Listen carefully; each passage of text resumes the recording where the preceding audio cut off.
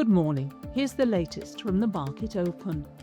UK markets were mixed at the start of trading, with the FTSE100 down 0.12% at 10,390.07, although the FTSE 250 gained. Across Europe, sentiment improved on hopes of a US-Iran agreement.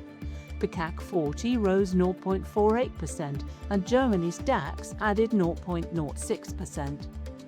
In the US, markets were weaker overnight, with the Nasdaq falling 0.88% and the S&P 500 down 0.23%. In company news, gambling group Flutter Entertainment plans to leave the London Stock Exchange while maintaining its New York listing, underlining the growing importance of the US market to its business.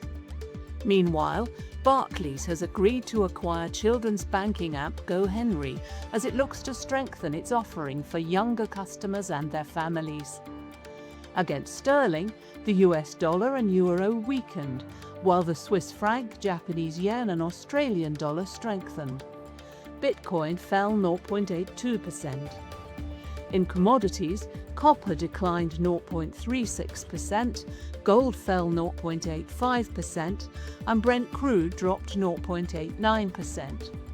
Natural gas edged higher by 0.03%. That's your market open. I'm Fiona Craig. Have a great day.